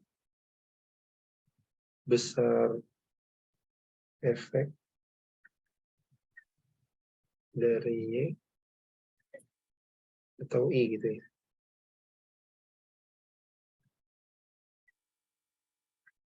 Terus yang B, kasus-kasus penipuan yang sangat masif. Tapi balik lagi ya, ini bisa di-track juga ke ini ya. Kalau yang shifting IS, berarti bisa di-track ke si Keynesian cross. Kalau yang si LM, kalau si LM yang shifting, berarti ini bisa di-trace ke money demand and money supply gitu ya. Jadi kalau misal Mas Mbak mau analisisnya lebih elaborate, itu bisa ditarik lagi ke ini ya, apa kurva-kurva sebelumnya ya, diturunin jadi ini gitu. Oke.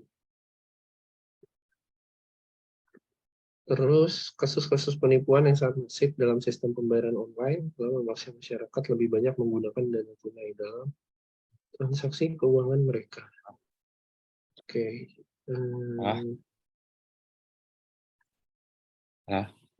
Halo? Ya? Kira ini mau nanya, Mas siapa tadi? Saya kira mau nanya. Nah, kira-kira kalau kayak begini, kalau apa ya, masyarakat dipaksa lebih banyak menggunakan dana tunai, itu kira-kira yang terjadi apa? Money demand-nya shifting gitu ya.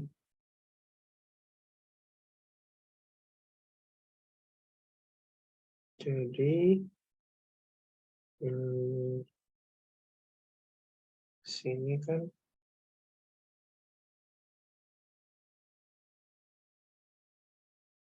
per P. Kita coba tarik dari kurva money demand ya. Jadi di sini I per P, di sini mana supply-nya gitu katakan. Di sini money demand-nya. Terus karena ada suatu kejadian gitu ya, misal banyak penipuan di online, jadi masyarakat jadi lebih senang bayar tunai gitu ya. Jadi money demand naik.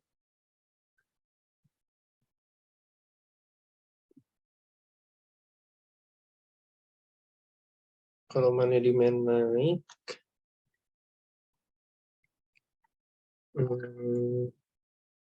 si LM dia bakal shifting, benar nggak?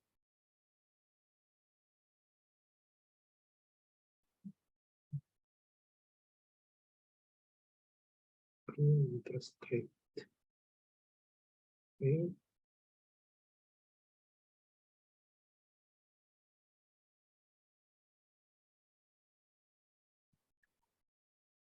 Kalau saya cek, dia nggak shifting ya LM. Dia katanya cuma ininya geser aja. Jadi ada di kurva LM-nya itu ada movement along the curve gitu ya. Jadi di sini kan I, di sini Y. Jadi kalau misalnya di sini MD-nya naik, I-nya juga naik, terus ke sininya juga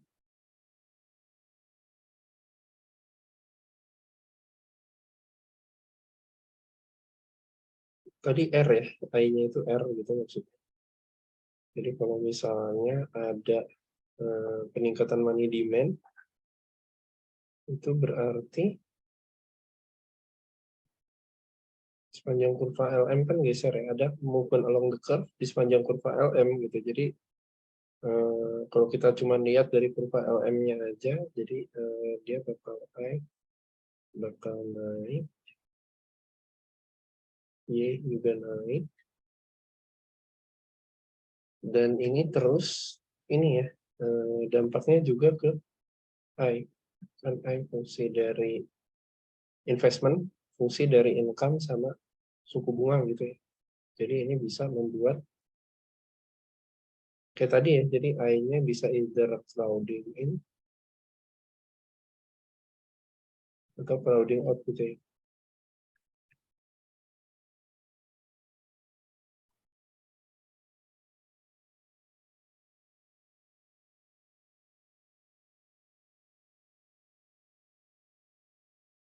Ada yang mau ditanya dulu nggak sampai sini? Mas mau nanya Mas. Ya. Kalau yang B itu berarti interest rate-nya naik apa gimana ya? Ya kasus Interceptnya nggak naik. interest rate-nya nggak naik ya? Nah, kalau dalam case ini nggak ada shifting berarti. Jadi di sini dia cuma nunjukin aja di LM gitu bahwa ada peningkatan suku bunga gitu akibat money demand-nya naik, money demand-nya naik, suku bunga naik. Karena suku bunga naik, LM-nya dia jadi movement along the curve, dia jadi bikin output-nya juga naik gitu. Oh, output itu output produksi negara ya apa gimana? Iya, output GDP maksudnya. Kalau dalam case ini GDP berarti. Iya, kita sering pakai itu ya term output dan GDP itu interchangeably gitu ya. Jadi kadang ada yang nyebutnya output, ada yang nyebutnya GDP gitu. Tapi sama aja sebenarnya.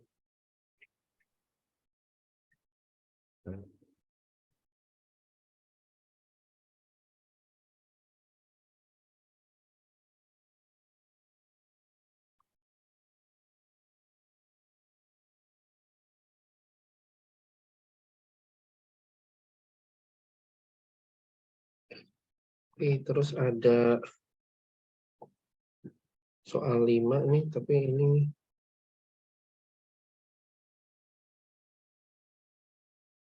nah di sini kita bisa bandingin secara hitungan gitu ya. Bedanya deflator sama si IHK gitu.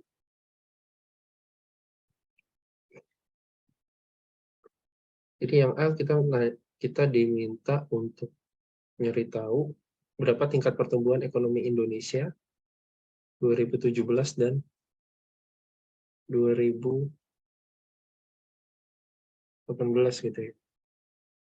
Oh, di sini current prices ini kan harga berlaku ya. Jadi current prices itu harga berlaku.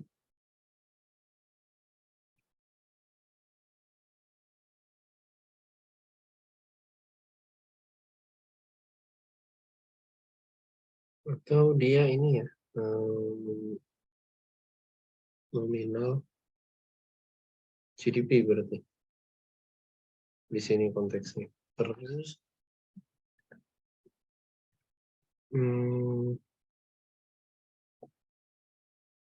di sini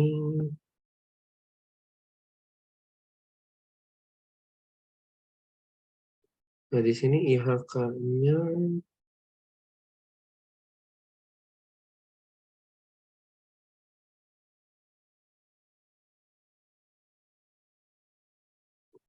oke, jadi kalau misalnya kita diminta untuk cari tingkat pertumbuhan ekonomi Indonesia, jadi growth 2017 gitu ya misal, berarti kita pakai PDB 2017 dikurang sama PDB tahun lalu dibagi sama PDB tahun lalu gitu ya. Ini berarti, nah cuman gini, kan growth-nya yang di sini kita punyanya harga berlaku ya. Sementara kalau menghitung growth yang dari produksi aja kan biasanya kita pakai harga konstan. Jadi kita transform dulu si nominal GDP yang kita punya di sini itu pakai deflator gitu ya. Jadi kalau data deflatornya kita juga punya, jadi kita bisa tahu PDB realnya gitu ya.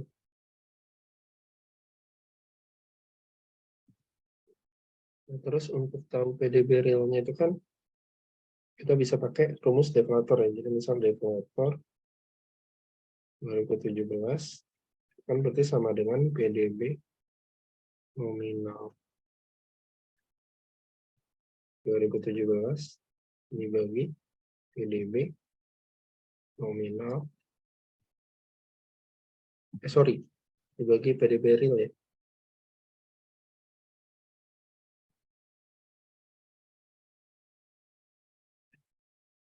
Kalau yang 2017 berarti berapa contohnya? 136,153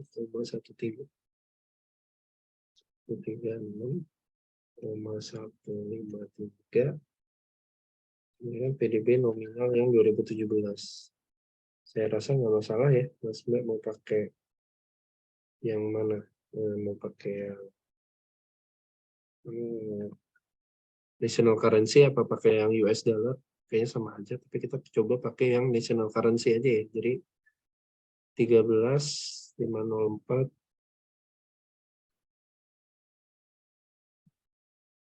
872 tadi ya kalau nggak salah, Ya, 874 ya. 874.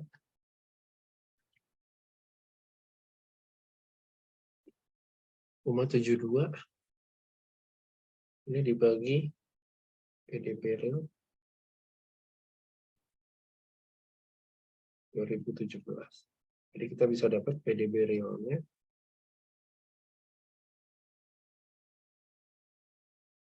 berapa berarti? Saya coba hitung dulu. 13 tinggal 04, 84,72. Oke.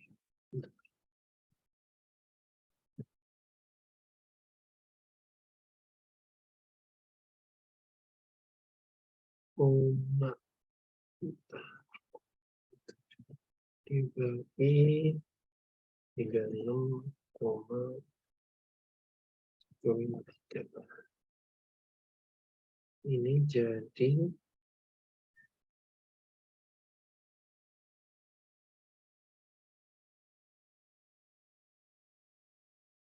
dikali 100 ya, sorry.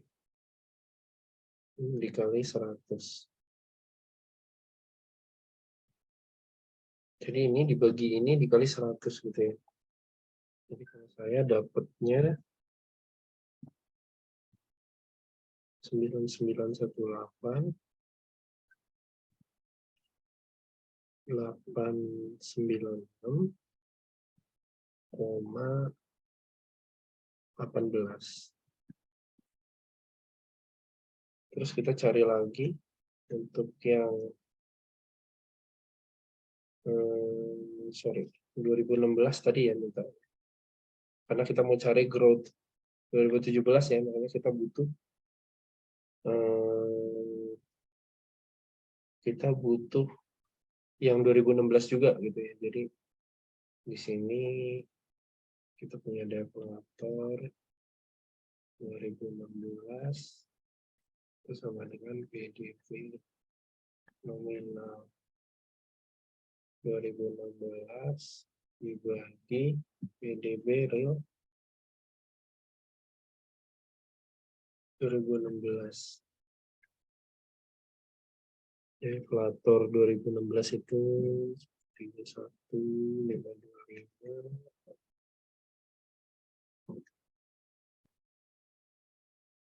Nominal 2016 itu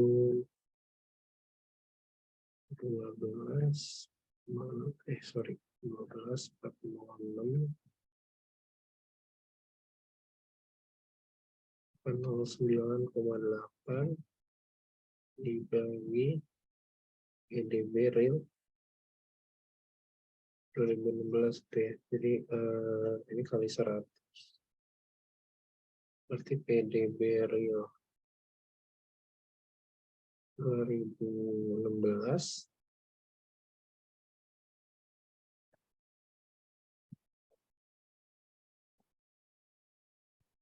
8,8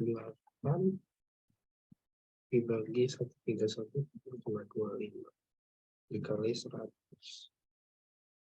Kita punya 9,42,99 ya. Atau 3 gitu ya. 99. Jadi growth 2017 itu berarti jadi 9918,896,18 dikurang 433,042,99 dibagi 9433,042,99. Ini silakan dicari aja. Kalau dalam persennya bisa dikali 100% gitu ya berarti. Itu coba dicari sendiri aja. Yang A, terus yang B, kalau tingkat inflasi, kan kita udah punya deflator ya. Kalau kita punya dari deflator sama dari IHK, kita bisa hitung Kayak pakai rumus yang tadi ya. Jadi inflasi itu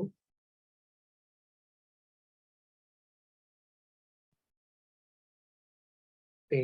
Jadi misal yang diminta inflasi tahun 2017 gitu ya. Jadi inflasi 2017 itu berarti ngitungnya P 2017 dikurang P 2016 dibagi P 2016. Nah, ini bisa dicoba P-nya pakai deflator atau pakai IHK gitu ya. Nanti bisa dibanding.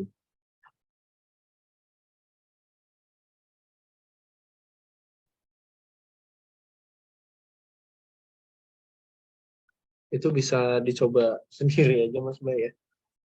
Terus untuk yang nomor 6,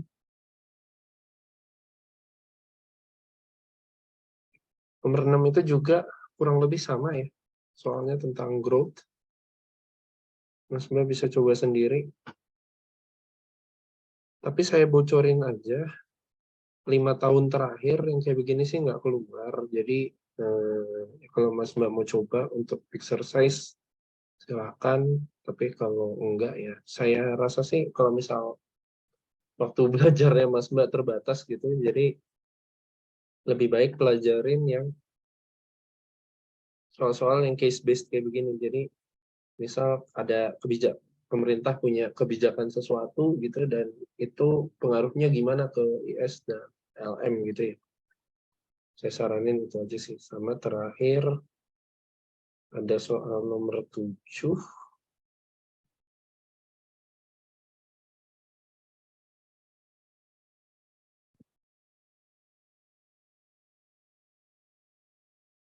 Soal 7 ini mirip ya. Jadi seimbangan pasar barang. Tapi kita cuma dikasih ya harusnya ini sih. Di sini nggak pakai LM ya. Jadi aku harus coba bahas aja cepat. Di sini kan berarti Y itu C tambah I tambah G. Di mana Y-nya itu 480 tambah 0,5 kali Y minus T tambah I-nya 110, G-nya 70. Sorry, G-nya 250 ya.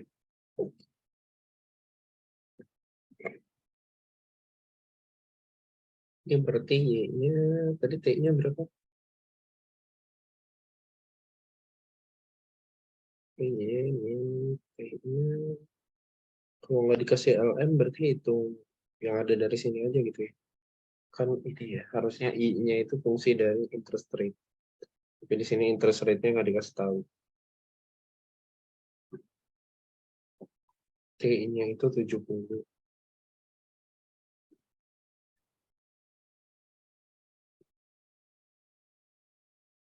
Ini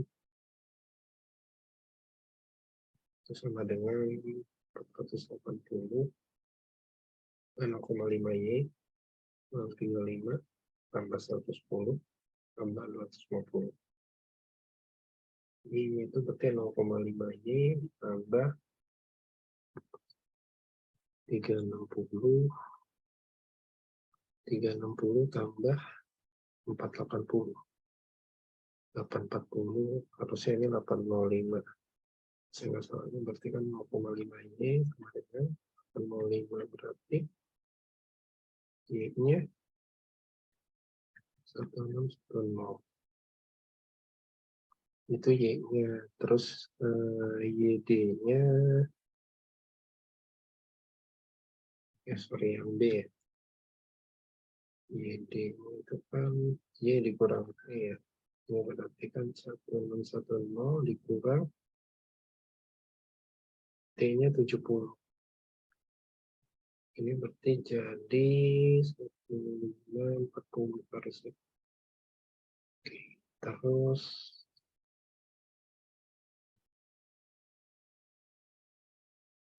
solusi C. C itu bisa, oke, kayaknya note saya udah ini, udah over.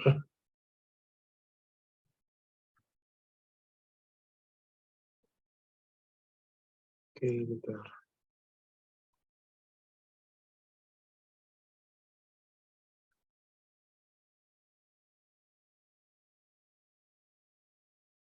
Oh, hilang.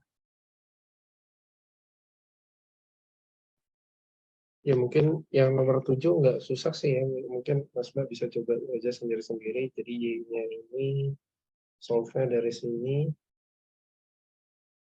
Terus YD-nya itu kalau udah dapat Y dari poin A,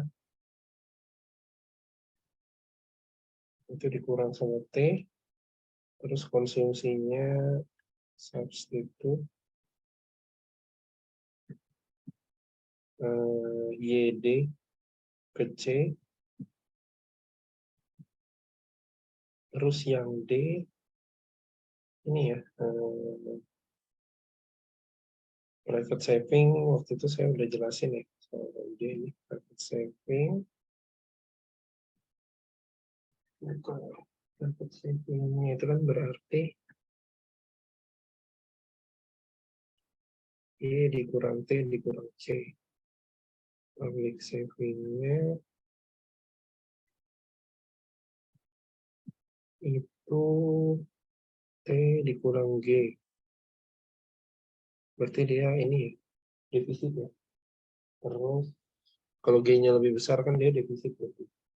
Terus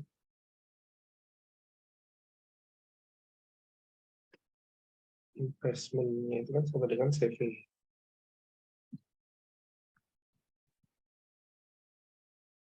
Nah, saving-nya itu sama dengan private saving tambah public saving.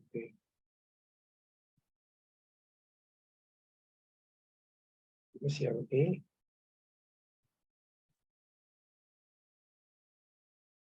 multiplier dan jelaskan bagaimana pengaruhnya terhadap keseimbangan output.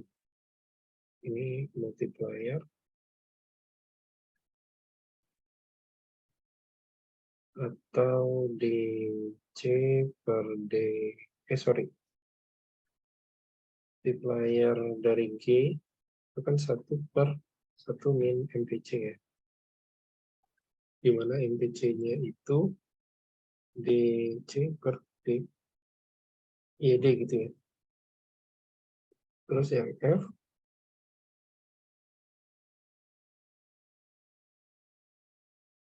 nah ini coba aja jadi diganti, terus nanti dihitung lagi. Jadi case yang di atas, tapi gimana kalau G-nya jadi 300 gitu. Kenapa pemerintah memutuskan untuk menambah pengeluarannya, itu alasan yang sama dengan multiplier ya. Kaitannya dengan multiplier. Jadi pemerintah nambah pengeluaran itu untuk mendorong Y gitu ya.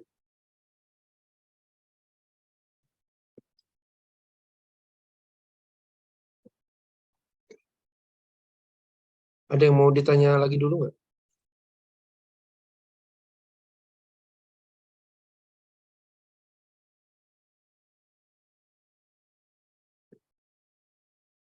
Sore ini saya harus ke bandara, jadi mohon maaf kalau agak buru-buru.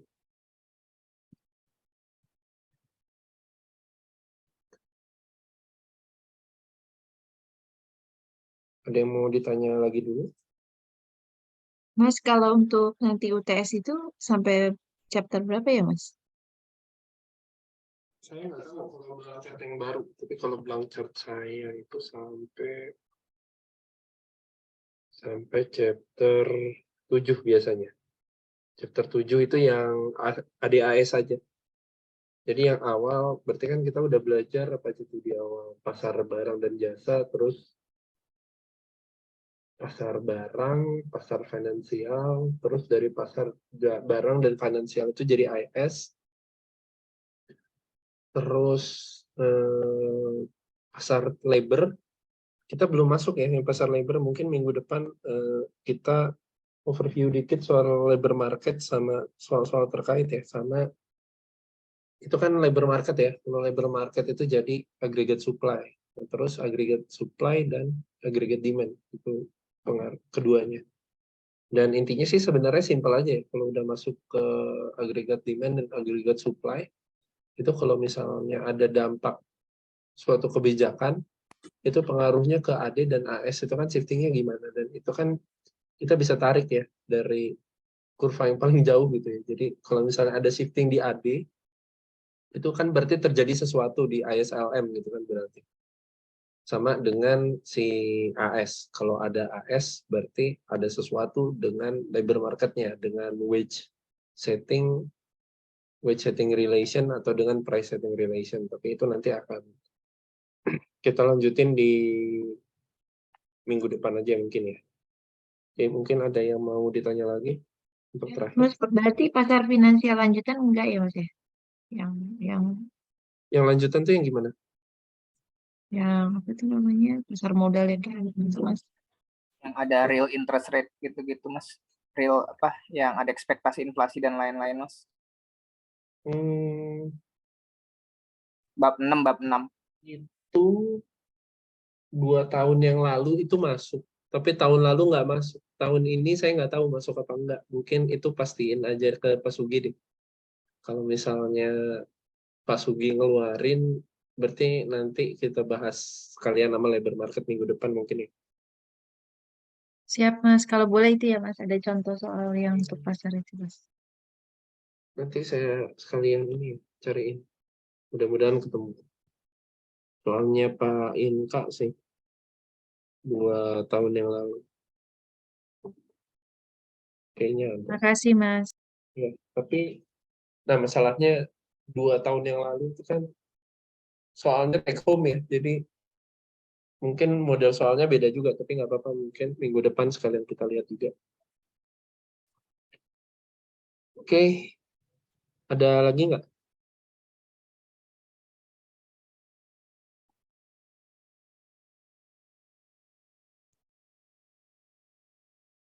Nanti catatannya saya share ya. Kalau udah nggak ada, saya tutup. Terima kasih banyak Mas Mbak. Nanti kita ketemu lagi minggu depan ya, tanggal 1 April berarti. Oke, makasih ya. Baik, Makasih terima Mas kasih Angga. Mas Angga. Mas. Sore. Terima Time kasih. flight Mas.